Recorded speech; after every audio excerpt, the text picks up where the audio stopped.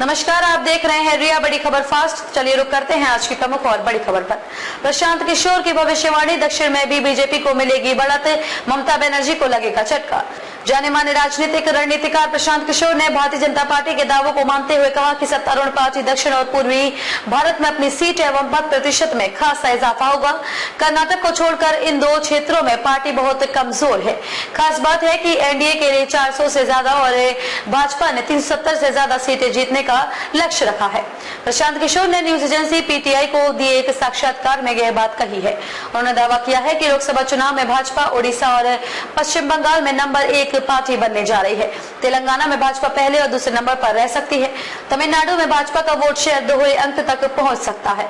कुल 543 लोकसभा सीटों में से तेलंगाना, उड़ीसा, पश्चिम बंगाल, तमिलनाडु, आंध्र प्रदेश, बिहार और केरल में 204 सीटें हैं। भाजपा 2014 और 2019 में इन सभी राज्यों को मिलाकर 50 सीटों का आंकड़ा भी पार नहीं कर सकी थी। प्रशांत ने कहा, विपक्ष की सुस्त और कमजोर रणनीति की वजह से भाजपा को दक्षिण और पूर्वी भारत में फायदा होता दिख रहा है। इन दो क्षेत्रों में 2019 के मुकाबले पार्टी के वोट शेयर और सीटें बढ़ सकती हैं। ये दो क्षेत्र ऐसे हैं जहां पार्टी की पकड़ कमजोर है, तो राहुल को कदम पीछे खींचने पर विचार करना चाहिए। इसके अलावा प्रशांत ने सुझाव दिया है कि यदि कांग्रेस को 2024 लोकसभा चुनाव में उम्मीद के अनुसार नतीजे नहीं मिलते हैं तो राहुल गांधी को अपने कदम पीछे खींचने पर विचार करना चाहिए। राहुल गांधी कांग्रेस को जिताने के लिए पिछले 10 सालों से असफल प्रयास कर रहे हैं। इसके बावजूद वे न तो राजनीति से अलग हुए हैं और न ही किसी को पार्टी का चेहरा बनने दिया है। मेरी नजर में यह लोकतांत्रिक नहीं है।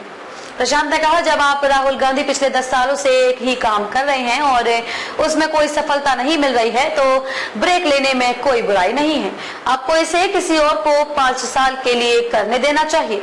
उन्होंने कहा कि प्रधानमंत्री स्वर्गवासी राजीव गांधी की हत्या के बाद सोनिया गांधी ने क्या किया। 1991 में उन्होंने राजनीति से दूरी बना ली, कांग्रेस की कमान पीवी नरसिम्हा राव को दे दी। उसका रिजल्ट आप सबको पता है। खबरों में अब तक के लिए बस इतना ही। फिर होगी आपसे मुलाकात ऐसी किसी बड़ी और खास खबर के साथ। तब तक के लिए नमस्कार और देखते रहिए रिया बड़ी खबर फास्ट।